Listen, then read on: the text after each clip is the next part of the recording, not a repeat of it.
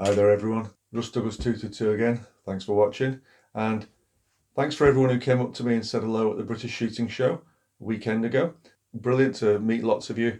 I have a bit of a blather about guns and pest control and night vision and all the stuff we love. So thanks very much for that, and thanks for all the extra subscribers. I gained a couple of hundred subscribers over that weekend, partly from uploading all the off-the-cuff show videos. Those 13 videos have had a lot of views, so thanks very much. It also helps publicise the show itself, because I have had a few messages from people saying, oh, I didn't know this was on, I would have been there if it had. So keep an eye on my Instagram and my YouTube videos and my Facebook. I'll keep spreading the word. Got a great kit. This video accompanies my next April 2022 Airgun World article, and this is a dual video. Partly 10-meter paper punching with these two rather cool pistols. We have the Virauk HW75 single stroke pneumatic. I'll show you a little bit more of this in a second. Quick rundown. And the Baikal IZH 46M, otherwise known as the Izzy. I'll show you that in a second too. We just resumed our GARC 10-meter target competition at the Grampian Air Rifle Club.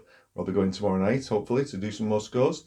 And whereas last time I just used the Izzy and got a respectable score and second place in the competition, just pipping Bry at the post, but he'll be after me this year. There's no way I'm going to beat him this year. Since then, I've also invested in the rather awesome second-hand Virauk HW75 pistol, which it's different. It's also recoilless, single-stroke pneumatic, also has a dry fire practice mechanism. It's not quite as high scoring for me at 10 meters as the Izzy, but I'm gonna do my best.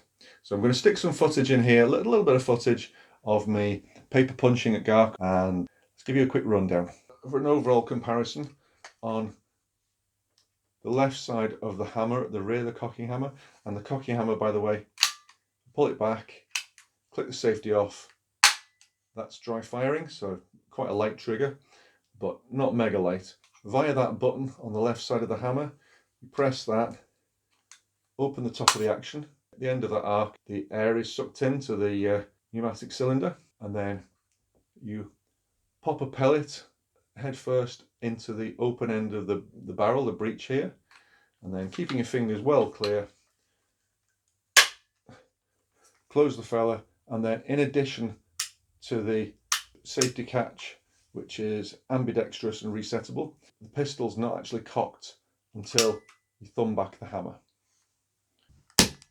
Whereas the Izzy, there's no release, you simply pull the cocking lever back, all the way back, and as you reach the extent of the cocking arc, the breech here pops up, as you probably just seen, and then you pull it a little bit further and it locks open. And then you pop a pellet head first into the breech here and then close it. And with this arm being a lot longer than the action of the HW75, the cocking action is naturally a little bit lighter. And then you, to fire, push it down, keep your fingers well away from the open trigger guard, and there's no safety. A little bit of footage here from early and mid-February. That went off way too soon. This is me just putting in a few practice cards with the HW75 at GARC.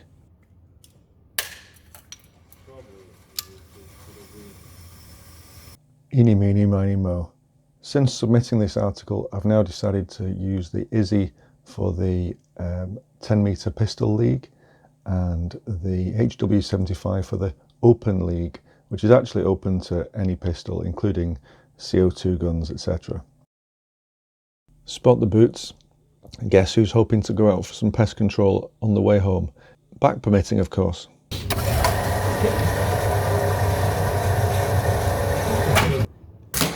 So first Wednesday back, 26th of January, put in three practice cards, 10 shots each with the HW75, and got some pretty respectable and consistent scores, 79, 78, 79. So a week later, I took both the Izzy on the left and the HW75 on the right, both using RWS R10 match pellets. was going to try for some better scores and possibly even register some cards. Lo and behold, I got a personal best of 85 with the HW75. I thought, fantastic. Followed by an even better personal best of 89 with the Izzy. So now I was in a quandary. Which do I use this year?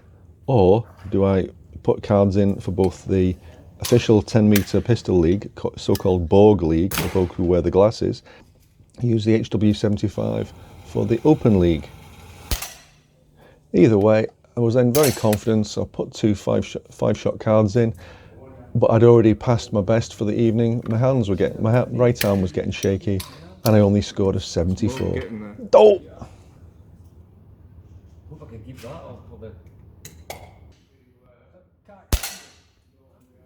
Second half of this article is going to be covering some winter pest control adventures out at my local permission. So be aware, this is humane pest control at the request of the landowner. There's no blood and guts because the rats are all targeted at night using my new FX Maverick 177 FAC air rifle. Compact, hung from my neck as usual, with the PARD AA LRF scope providing the night vision. There's not a massive amount of rats to start this off, partly because the first session of rats were shot with the Hike Micro TE19C thermal scope. That'll be coming during a review video with the TE19C used as a spotter, a rifle scope and front end thermal add-on. So that's all still to come. And then also after that I was reviewing the Wolf 4K day and night scope from Optics Warehouse, and I also shot a few rats with that. So I was zeroing the Maverick with the TE19C thermal, then with the Wolf 4K, and then I popped the PARD AA LRF back on and popped a few more rats. So rather than have it all from different scopes in the one video, here I've got the PARD AA LRF at night, and I found some footage you haven't seen before of some other rabbits that I shot late last summer.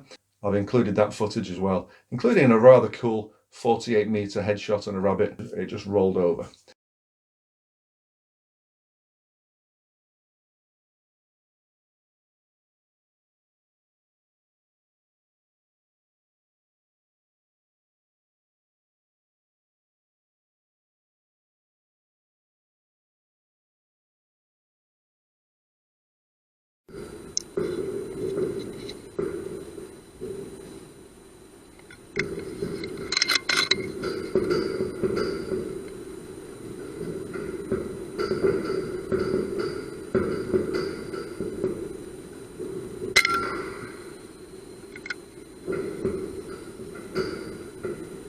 Got that one for sure, so that will probably die very shortly. That was a good solid thwack.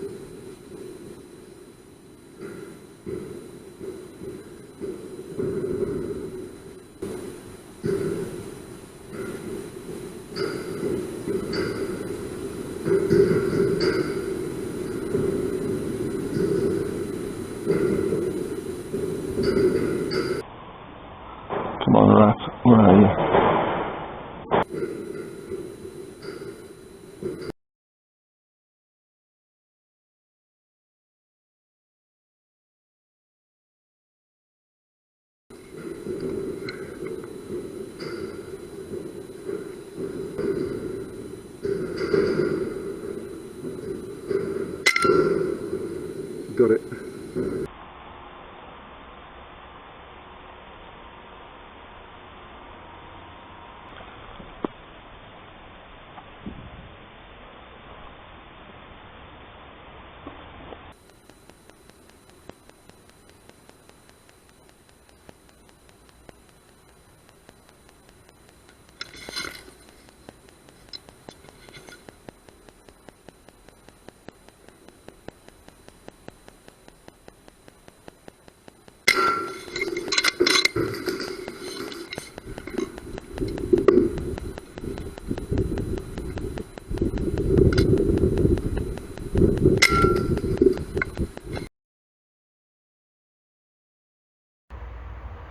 Here's my kit for the evening.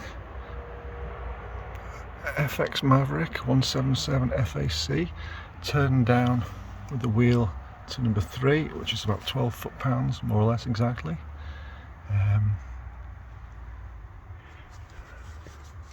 Got the 22 shot magazine, JSB Exact pellets,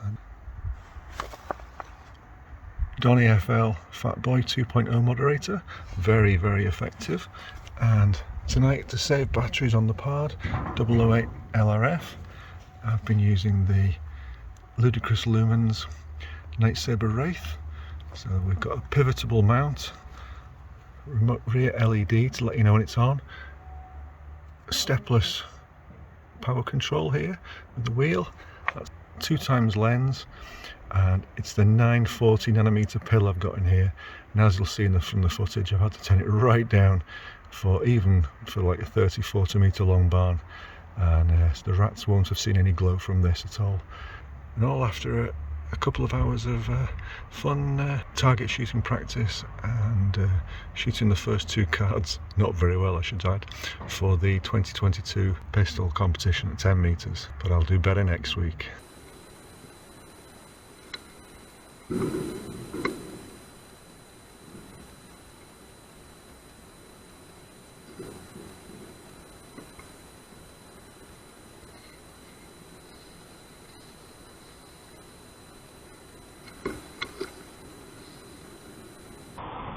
There's a rat on the right, or a mouse. Oh, and there's 2 over there on the left. Making 3. Oh no, maybe that's a reflection.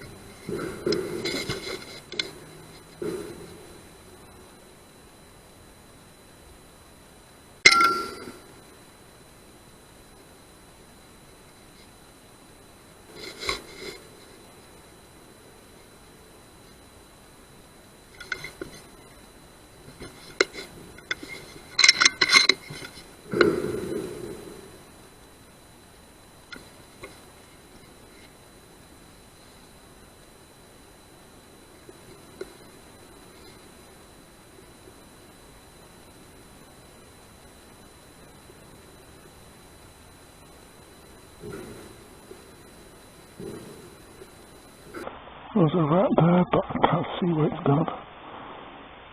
Plough on the left. Machinery is gone since I was last here yesterday. On the left. There's an open doorway behind me, but it's been dark for a couple of hours now. Where's that second rat gone?